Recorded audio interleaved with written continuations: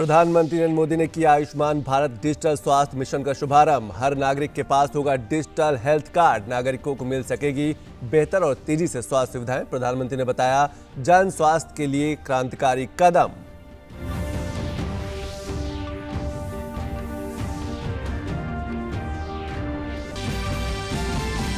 कृषि कानूनों को लेकर भारत बंद के आह्वान के कारण आम आदमी को आवाजाही में हुई काफी परेशानी। कई जगहों पर स्वास्थ्य और अन्य नागरिक सेवाओं पर भी पड़ रहा है असर। केंद्रीय कृषि मंत्री ने फिर कहा सरकार किसानों के हित में हर मुद्दे पर बातचीत को तैयार।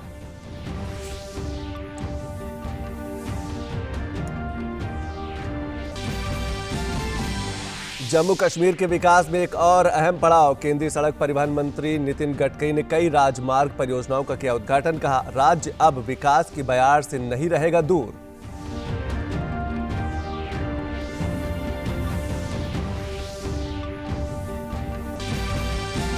सूचना प्रसारण मंत्री अनुराग सिंह ठाकुर ने गांधरबल जिले के ऐतिहासिक खीर भवानी मंदिर के किए दर्शन। गांधरबल में ही जिला एवं ब्लॉक प्रतिनिधियों से भी की मुलाकात।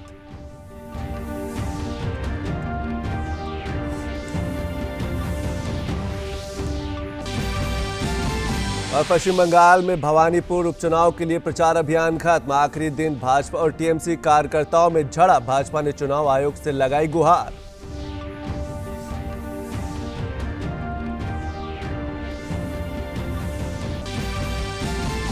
पर्यटन मंत्रालय आज विश्व पर्यटन दिवस समारोह में निधि 2.0 और भारत में पर्यटन के आंकड़े एक नजर में 2021 हुआ लॉन्च। लोकसभा अध्यक्ष ओम बिरला और केंद्रीय पर्यटन मंत्री जी किशन रेड्डी की उपस्थिति में हुआ कार्यक्रम।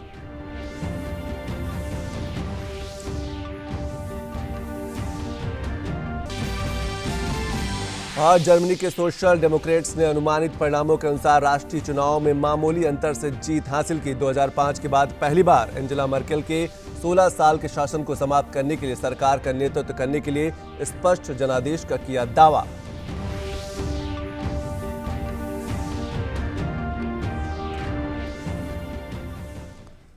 नमस्कार, मैं हूं संतोष चौधरी और खबरों पर नजर विस्तार से। प्रधानमंत्री नरेंद्र मोदी ने वीडियो कॉन्फ्रेंसिंग के माध्यम से आयुष्मान भारत डिजिटल स्वास्थ्य मिशन का शुभारंभ किया। अब तक यह मिशन 6 केंद्र शासित प्रदेशों में प्रारंभिक चरण में लागू था, लेकिन आज इसको देश भर के लिए लॉन्च कर दिया गया। इसके तहत प्रत्येक नागरिक के लिए एक स्वास्थ्य आईडी दिया जाना शामिल है, जो उनके स्वास्थ्य खाते के रूप में भी कार्य करेगी। प्रधानमंत्री ने कहा कि आज एक ऐसे मिशन की शुरुआत हो रही है जिसमें भारत की स्वास्थ्य सुविधाओं में क्रांतिकारी परिवर्तन लाने की ताकत है। बीते 7 वर्षों में देश की स्वास्थ्य सुविधाओं को मजबूत करने का जो अभियान चल रहा है वो आज से एक नए चरण में प्रवेश कर रहा है। और ये सामान्य चरण नहीं है, ये असामान्य चरण है। आज एक ऐसे मिशन की शुरुआत हो रही है जिसमें भारत की स्वास्थ्य सुविधाओं में क्रांतिकारी परिवर्तन लाने की बहुत बड़ी ताकत है। पीएम मोदी ने कहा कि आयुष्मान भारत डिजिटल मिशन के तहत हर देशवासियों को एक डिजिटल हेल्थ आईडी मिलेगी। इससे हर नागरिक का हेल्थ रिकॉर्ड डिजिटली सुरक्षित रहेगा। आयुष्मान भारत डिजिटल मिशन अब पूरे देश के अस्पतालों के डिजिटल हेल्थ सॉल्यूशंस को एक दूसरे से कनेक्ट करेगा। इसके तहत देशवासियों को अब एक डिजिटल हेल्थ आईडी मिलेगी। हर नागरिक का हेल्थ रिकॉर्ड डिजिटली सुरक्षित रहेगा। डिजिटल हेल्थ आईडी के माध्यम से मरीज खुद भी और डॉक्टर भी पुराने रिकॉर्ड को जरूरत पड़ने पर चेक कर सकता है। प्रधानमंत्री ने कहा कि इस मिशन से देश के गरीब और मध्यम वर्ग को इलाज में आने वाली कठिनाइयों को दूर करने में बहुत बड़ी मदद मिलेगी। ये मिशन देश के गरीब और मध्यम वर्ग के इलाज में होने वाली जो दिक्कतें हैं उन दिक्कतों को दूर करने में बहुत बड़ी भूमिका निभाएगा। टेक्नोलॉजी के माध्यम से मरीजों को पूरे देश के हजारों अस्पतालों से कनेक्ट करने का जो काम आयुष्मान भारत ने किया है, आज उसे भी विस्तार मिल रहा है, एक मजबूत टेक्नोलॉजी प्लेटफॉर्म मिल रहा है। प्रधानमंत्री मोदी ने कहा कि आज देश में गांव और घर के निकट स्वास्थ्य सेवा केंद्रों का विस्तार किया जा रहा है। इन केंद्रों से लोगों को विस्तृत स्वास्थ्य सुविधाएं उपलब्ध हो रही हैं। आज देश में गांव और घर के निकट ही प्राइमरी हेल्थ केयर से जुड़े नेटवर्क को हेल्थ एंड वेलनेस सेंटर में उससे सशक्त किया जा रहा है। अभी तक ऐसे लगभग 80,000 सेंटर्स चालू हो चुके हैं। ये सेंटर्स रूटीन चेकअप और टीकाकरण से लेकर गंभीर बीमारियों की शुरुआती जांच और अनेक प्रकार के टेस्ट की सुविधाओं से लैस हैं। और अब बात करेंगे किसान आंदोलन की। किसान संगठनों द्वारा आज बुलाए गए भारत बंद का कोई खास असर देखने को नहीं मिला, लेकिन अपने कामकाज के लिए निकले लोगों को दिल्ली बॉर्डर पर काफी कठिनाई का सामना करना पड़ा। जाम लग जाने को लेकर लोगों ने किसान संगठनों के खिलाफ नाराजगी व्यक्त की है। गौरतलब है कि किसान आंदोलन के चलते देश में 40 से अधिक किसान संगठनों ने आज भारत बंद का ऐलान किया है।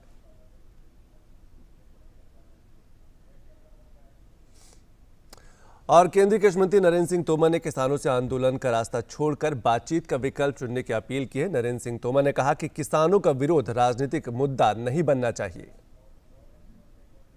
मैं किसान बंधुओं को आग्रह करना चाहता हूं कि वो आंदोलन का रास्ता छोड़कर वार्ता का रास्ता अपनाएं। सरकार उनके द्वारा बताई गई आपत्ति पर विचार करने के लिए तैयार है और इससे पहले भी कई बार बात हो चुकी है, लेकिन इसके बाद भी अगर उन्हें लगता है कोई बात बची है तो ज़रूर सरकार बात करेगी। मैं समझता हूँ किसान आंदोलन को राजनीति से नहीं जोड़ना चाहिए। किसान सबका है और सरकार बहुत संवेदनशीलता के साथ किसान यूनियन के साथ बातचीत की है और आगे भी करने के लिए तैयार है। और केंद्रीय सड़क परिवहन और राजमार्ग मंत्री नितिन गडकरी ने केंद्र शासित प्रदेश जम्मू और कश्मीर में विभिन्न राष्ट्रीय राजमार्ग परियोजनाओं की आधारशिला रखी। इन परियोजनाओं में बारामूला से गुलमर्ग, वेलू से डोनीपावा और डोनीपावा से आशजीपा शामिल है। इन परियोजनाओं के अलावा केंद्रीय मंत्री ने श्रीनगर में 4 लेन 42 किलोमीटर लंबी रिंग रोड की आधारशिला भी रखी। इस रिंग रोड पर करीब 2,948 करोड़ रुपए की लागत आएगी, जिससे श्रीनगर शहर की भीड़ भाड़ कम करने में मदद मिलेगी। आज बारामूला से गुलमर्ग के बीच करीब 150 करोड़ रुपए की योजना का आज भूमि पूजन हुआ है, चौड़ीकरण मार्ग का। अनंतनाग जिले से वेलू से डोनीपावा तक 2 लेन प्योर शोल्डर एवं 4 लेन सड़क चौड़ीकरण, ये भी करीब 290 करोड़ का काम है। अनंतनाग जिले में डोनीपावा से 2 लेन बाईपास का निर्माण, ये भी करीब 8.47 किलोमीटर 261 करोड़ रुपए का काम है। इसकी आज शुरुआत हो रही है और इसमें सबसे महत्वपूर्ण योजना जो है वो श्रीनगर रिंग रोड की है और इस रिंग रोड का काम अगस्त 2021 में प्रारंभ हो गया है। यह कार्य दिसंबर 2023 तक पूरा करने का हमारा प्रयास है। यह रिंग रोड श्रीनगर के गलंदर से सुम्बेल रोड क्रॉसिंग तक बनेगी और इस रिंग रोड के बनने से बारामूला, कुपवाड़ा, बांदीपुरा, गुरेज, कारगिल एवं लेह जाने वाले लोगों को श्रीनगर के शहर अंदर नहीं आना पड़ेगा। और कश्मीर दौरे पर केंद्रीय मंत्री अनुराग ठाकुर ने गांधरबल जिले के तुलमुला गांव में ऐतिहासिक खीर भवानी में पूजा अर्चना की। इस मौके पर उन्होंने कश्मीरी पंडित परिवार से मुलाकात कर बदले हालात का जायजा भी लिया। देखिए हमारे संवाददाता विशाल बैरिस्टो की ये खास रिपोर्ट। ये है कश्मीरी पंडितों का ऐतिहासिक खीर भवानी मंदिर। मान्यता है कि यह मंदिर एक चमत्कारी पानी के स्रोत पर बना है। मंदिर में माता को खीर चढ़ाई जाती है। मंदिर के प्रांगण में पेड़ों के झुरमुट के बीच भारत के नक्शे का आकार भी दिखाई देता है। दर्शन के दौरान केंद्रीय मंत्री अनुराग ठाकुर से कुछ दर्शनार्थियों ने भी मुलाकात की। ये कश्मीरी पंडित 30 साल पहले यहाँ से पलायन कर गए थे, लेकिन हालात सुधरने के बाद फिर से अपनी जड़ों से जुड़ रहे हैं। केंद्रीय मंत्री से मिलकर और उनके साथ यादगार फोटो खिंचवाकर पंडित परिवार ने अपनी खुशी जाहिर की और बताया कि मोदी सरकार की वजह से हालात पहले से बहुत बेहतर हो गए हैं और वो अब कश्मीर में सुरक्षित महसूस करते हैं। और कश्मीर के अपने दौरे पर केंद्रीय सूचना एवं प्रसारण मंत्री अनुराग सिंह ठाकुर ने आज गांदरबल में मिनी सचिवालय में डीडीसी, बीडीसी, यूएलबीएस के अधिकारियों और सरपंचों के साथ बातचीत की। केंद्रीय मंत्री ने सभी को आश्वासन दिया कि मोदी सरकार कश्मीरी लोगों के विकास के लिए किसी भी मदद के लिए हमेशा तैयार है। प्रधानमंत्री नरेंद्र मोदी ने कल नए संसद भवन के निर्माण कार्यों का निरीक्षण किया। प्रधानमंत्री मोदी ने इस दौरान निर्माण स्थल पर काम कर रहे मजदूरों और कर्मचारियों से भी मुलाकात की। बाद में प्रधानमंत्री ने निर्देश दिए कि सुनिश्चित किया जाए कि निर्माण स्थल पर कार्य में लगे सभी कर्मियों को पूरी तरह से कोविड रोधी टीके लगाए जाएं।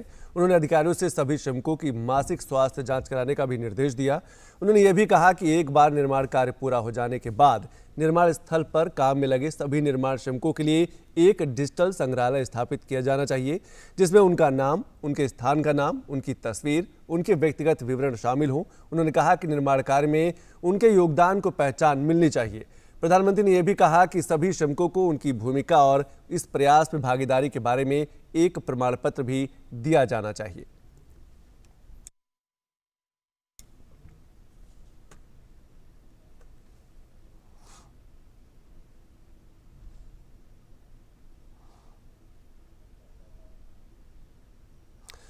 और उपराष्ट्रपति एम वेंकैया नायडू राजस्थान के 5 दिवसीय दौरे पर हैं। आज उन्होंने जैसलमेर में सैन्य स्टेशन स्थित लोंगेवाला युद्ध संग्रहालय में अधिकारियों से बातचीत की।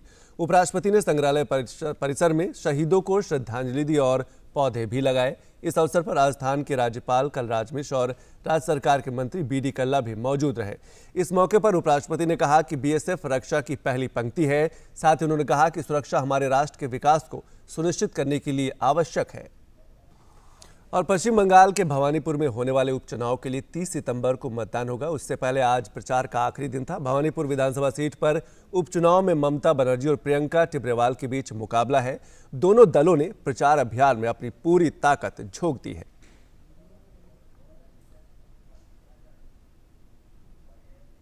चुनाव प्रचार के आखिरी दिन आज बीजेपी और टीएमसी कार्यकर्ताओं के बीच जमकर हंगामा भी हो गया। इस दौरान बीजेपी के राष्ट्रीय उपाध्यक्ष दिलीप घोष को कथित तौर पर टीएमसी कार्यकर्ताओं ने घेर लिया। भाजपा और टीएमसी कार्यकर्ताओं के बीच हुई झड़प को लेकर भाजपा नेता शुवेंदु अधिकारी ने कहा कि यहां स्थिति बहुत नाजुक है। इस बीच आज बीजेपी ने कोलकाता में चुनाव आयोग से मुलाकात की और कहा कि भवानीपुर का चुनाव निष्पक्ष तरीके से कराया जाए। बहुत नाजुक है। इलेक्शन कमीशन कुछ नहीं कर रहा है। इलेक्शन कमीशन को तुरंत कार्रवाई करना है। डेमोक्रेटिक तरीके से चुनाव होने का माहौल भी नहीं है, लेकिन भाजपा वर्कर आखिरी दम तक ये चुनाव लड़ेगी और हम लोग जमीन नहीं छोड़ेंगे। केंद्रीय मंत्री हरदीप पुरी ने कहा है कि स्वच्छता मिशन से जुड़े होने पर गर्व है। मौका था एक कार्यक्रम स्वच्छता से संपन्नता का।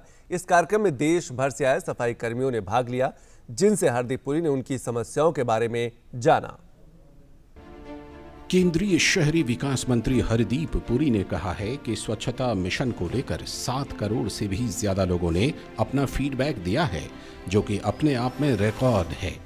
शहरी विकास राज्य मंत्री कौशल किशोर ने कहा कि 2014 से पहले झाड़ू पकड़ना स्वाभिमान का प्रतीक नहीं था।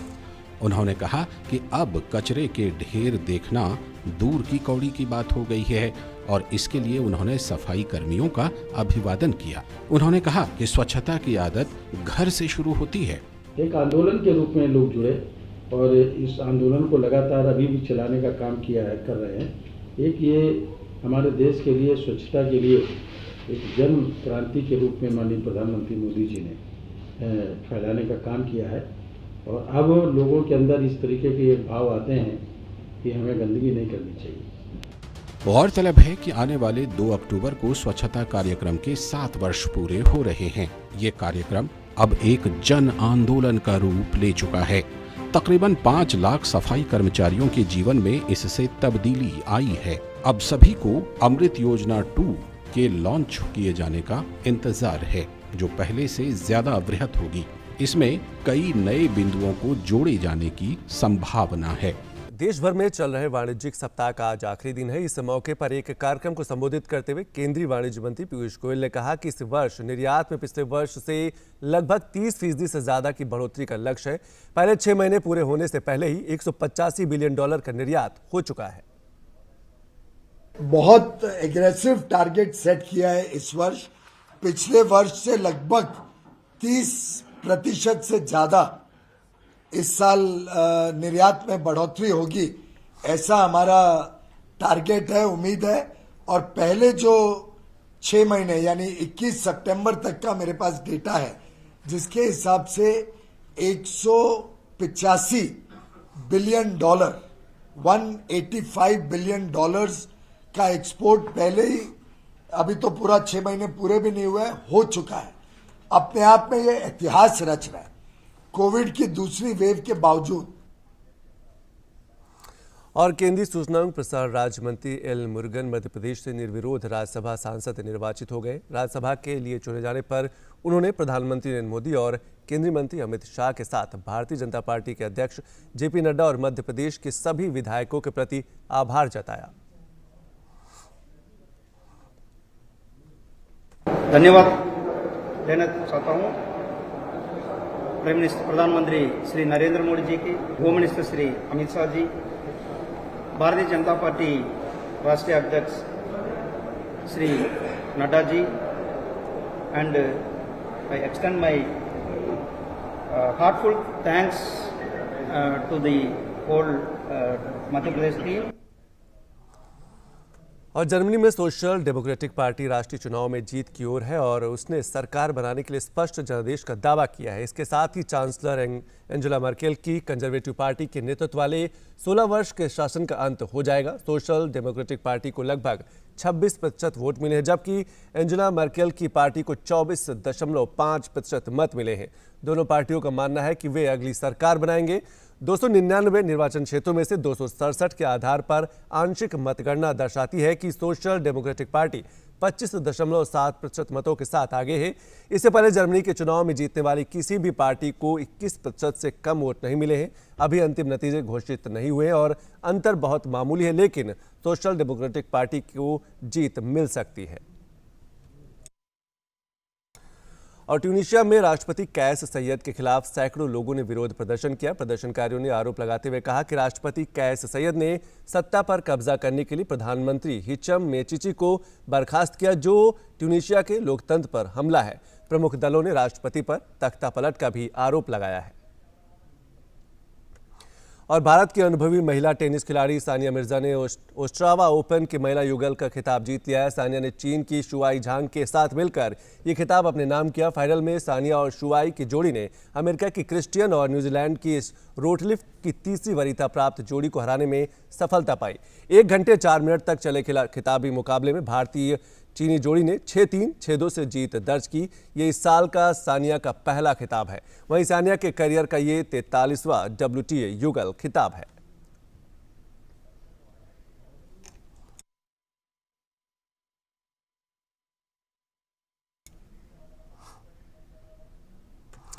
और दूर दराज के ऐसे इलाके जहां ऊर्जा के स्रोत कम है, वहां कई छोटे इलेक्ट्रॉनिक उपकरणों को चलाने के लिए ऊर्जा की जरूरत पड़ती है। इन ऊर्जा जरूरतों को पूरा करने के लिए IIT दिल्ली के शोधकर्ताओं ने ऐसा डिवाइस तैयार किया है जो पानी की बूंदों, बारिश की बूंदों और समुद्र की लहरों से भी बिजली पैदा कर सकता है। IIT दिल्ली के शोधकर्ताओं ने एक ऐसी डिवाइस विकसित की है जो पानी की बूंदों, बारिश की बूंदों, झरना और समुद्री लहरों से बिजली पैदा करने में सक्षम है। ट्राइबो इलेक्ट्रिक इफेक्ट और इलेक्ट्रोस्टैटिक इंडक्शन तकनीक के जरिए इस डिवाइस को तैयार किया गया है। इस डिवाइस को नाम दिया गया है tribo electric nano generator. Tribo device में क्या होता है कि अगर कोई भी 2 डिसिमिलर मटेरियल्स अगर कांटेक्ट में आते हैं तो उसमें एक से दूसरे में चार्ज इंड्यूस करते हैं। तो ये डिवाइस का प्रिंसिपल ट्राइबो पे ही बेस्ड है। तो इसमें वाटर ड्रॉप्स जब इस पे गिरती है तो वाटर ड्रॉप्स में भी कुछ ना कुछ चार्जेस होते हैं। तो वो चार्जेस जैसे ही वाटर ड्रॉप सरफेस के कांटेक्ट में आती है तो चार्ज इंड्यूस करती है सरफेस पे, और उसके बाद वाटर ड्रॉप जब आगे बढ़ जाती है तो वो चार्जेस जो इंड्यूस चार्जेस हैं वो कुछ देर तक सतह पर रहते हैं। तो उन चार्जेस को कंपनसेट करने के लिए दूसरे इलेक्ट्रोड से कुछ इलेक्ट्रॉन या चार्जेस जो हैं उसमें प्रभावित होंगे।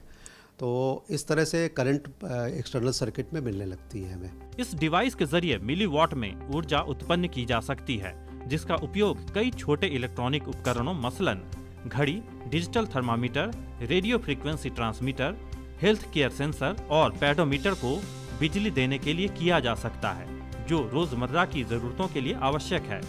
तो खबरों में अभी बस इतना ही। नमस्कार।